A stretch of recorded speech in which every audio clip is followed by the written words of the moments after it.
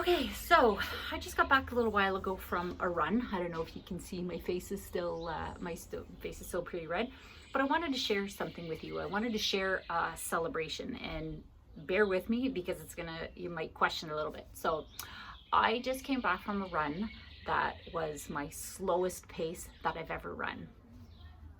High fives, right? Okay, so let me tell you why running at my slowest pace is a celebration for me. So I told you guys, I've talked about this a little bit before, but I'm training for a half marathon in September, and this is not my first long run that I've done, but I've never really trained properly for one of these long distance runs before. So, this time I have a certain goal that I have set for myself that I want to do in September. So I thought this time I'm doing it right. So I went to go and see a running coach, Rochelle Weeks. Big shout out for her. So what we did was we did a gait analysis. So she videotaped my run and was able to point out some things that I could adjust to maybe avoid some injury, as well as to increase or reduce my time. So we went through that, found a couple of things that we needed to work on, maybe a little bit of equipment change with my shoes because I was having some issues with my feet. And then she designed a training plan for me. So here I go, I've got this training plan. I'm, a couple weeks into it. I'm seeing, easy runs, speed runs, long runs, all kinds of different things if you've ever seen a running program. So I go out and I'm running, and I'm feeling good. And then I decided to change my shoes, which was one of the things that we had spoken about. Now, I did not do proper research on the shoes that I needed, so I didn't read any of the specs. So as I was going out a couple of weeks ago on a long run, which was part of my training plan, I pulled a calf muscle, not even a kilometer in. It was brutal. I was not happy. And for anybody that knows me, getting sidelined, I don't do well with. So came home. First thing I did was I sent a text message to Rochelle asking when I could book an appointment to come in and see her, because I've got this goal in mind and I need to get there. So I need to, before I was even through the day, I was already had an appointment booked to go in and see a physiotherapist to figure out what went wrong. How did this happen? I didn't fall, nothing.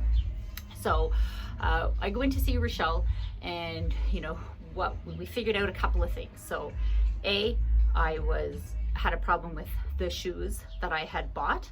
I can still use them. We can do a little modifications on them, but it was my shoes. And then we also talked about my pace timing and how fast that I was running. So we realized that I was running way too fast on my easy runs. So on my training runs, where I was supposed to be just kind of going out and taking it easy and working on that endurance, I was still always wanting to do better. Every time I came back, you guys see me post about it sometimes. I'm like, yeah, best time ever, woohoo, good for me. Well, good for me ended up on crutches on Father's Day because I overdid it, and that's what I tend to do sometimes. So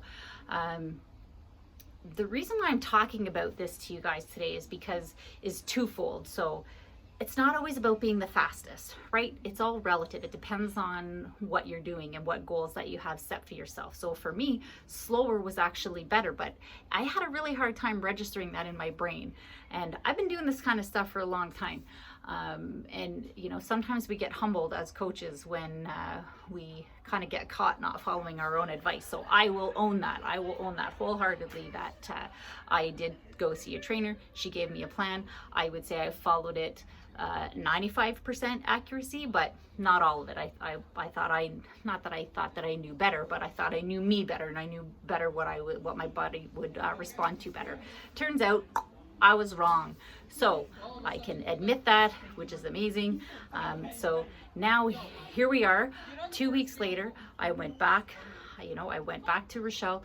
She gave me some exercises. I did some rehab, did exactly what I was supposed to be doing, and only went back running when my body was ready for it. So when I went out for my run today, it was my first run since then, and I didn't have any expectations. I didn't know whether my body was going to be okay with running for 1 kilometer, 5 kilometers. I had set out hoping that I could get 5K out, but I was happy to do whatever I could. So I'm out there today running along, beautiful day outside, and I felt amazing. I felt really good because I slowed down. I slowed my pace down, and I've got to gradually work that up and do my training runs all properly.